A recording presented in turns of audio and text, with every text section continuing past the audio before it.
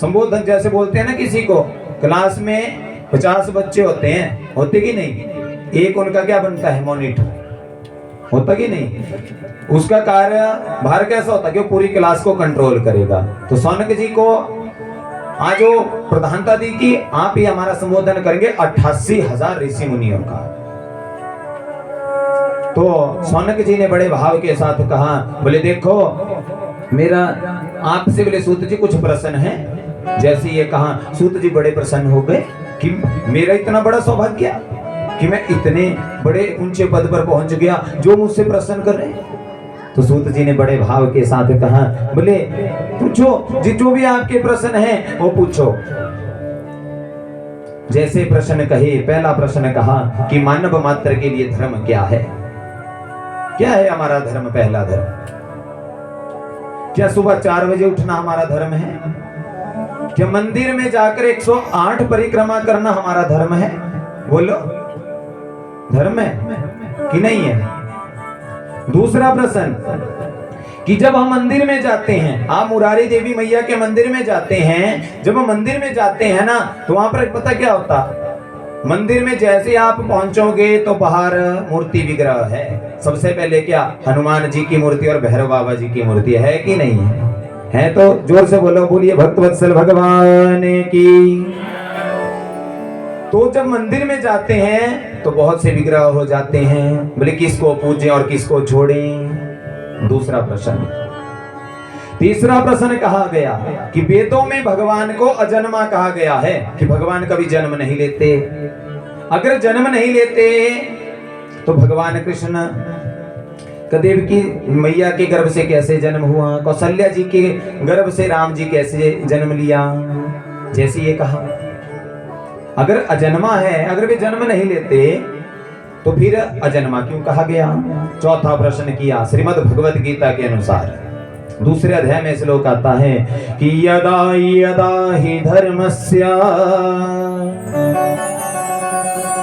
ग्लानिर्भवति भारत अभ्युत्थानं धर्मस्य तदात्मानं सृजाम्यहम्। कि यदा यदा हि धर्मस्य ग्लानिर्भवति भारत, कि अगर इस धरती पर धर्म का नाश होता है और भगवान धर्म की स्थापना करने के लिए आते हैं, अगर धर्म का नाश होता है तो भगवान यहाँ से फिर स्थापना करने के बाद जाते क्यों हैं। चौथा प्रश्न। और दूसरी बात क्या कहेंगे कि कोई कहता है भगवान का एक अवतार है, कोई कहता है 2 अवतार है, कोई कहता है 10, कोई कहता है 24, कि ऐसे ऐसे अवतार हैं भगवान के। तो बड़े भाव के साथ कहा कि हरि अनंत हरि कथा अनंता, हरि अनंत हरि कथा अनंता, कहीं सुनाई बहु विधि सब संता, कहीं सुनाई बहु विधि सब संता, हरि अनंत हरि कथा अनंता, हरि अनंत हरि कथा अनंता, कहीं सुनाई बहु विधि सब संता, कहीं सुनाई बहु विधि सब संता। ये अगर है भगवान अनंत है, हरि अनंत है और हरि की कथा भी अनंत है। आप यहाँ बैठे, अगर आप मेरे को बोले ना लगातार दिन रात कथा सुनाने में दिन रात सुना सकता हूँ, पर आपकी बैठने की क्षमता भी उतनी चाहिए। मैं बिना रुके लगा रहूंगा जब तक आप बोलेंगे। हरि भगवान की कथा भी अनंत है और हरि भी अनंत है, कहीं सुनहि बहुविधि सब संता। उनके गुणगान अनेक विधियों में अनेक तरह से संत महात्माओं ने, ब्राह्मणों ने अनेक अनेक रूपों में जो है भगवान का गुणगान किया है।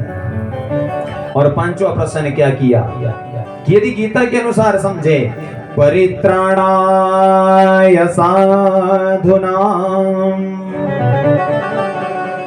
विनाशाय च दुष्कृतां धर्म संस्थापनार्थाय संभवामि युगे युगे। अगर भगवान युग युग में आते हैं, अगर भगवान युग युग में आते हैं तो जरा समझना, अगर युग युग में भगवान आते हैं तो उन्हें ऐसी क्या जरूरत पड़ जाती है कि वो यहाँ आने के बाद फिर चले जाते हैं। जरा समझिएगा, अगर युग युग में आते हैं, 23 अवतार हो चुके हैं, 24वां अवतार है कली का अवतार, 2 अवतार है कलयुग के, बौद्ध अवतार जो हो चुका है और कली का अवतार जो अभी होना है।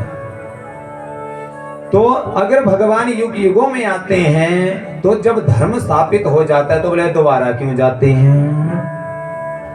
और क्या कहा कि भगवान रहते कहां हैं। जैसे ये कहा, बोले देखो सौनकादि ऋषि मुनियों, बोले अगर मैं ना आपके इन प्रश्नों का उत्तर देने लगा ना तो पूरी भागवत कथा हो जाएगी। अगर भागवत कथा हो गई, बिना सुखदेव स्वामी के कथा हो गई, बिना राजा परीक्षित के कथा हो गई, तो फिर कथा कैसी हो सकती है क्या कथा? बोलो, अगर वक्ता ना हो तो कथा कैसी, अगर श्रोता ना हो तो कथा किसको सुनाएंगे? है ऐसा कि नहीं? तो क्या कहा गया कि भागवत की कथा कोई साधारण कथा नहीं है। भागवत शब्द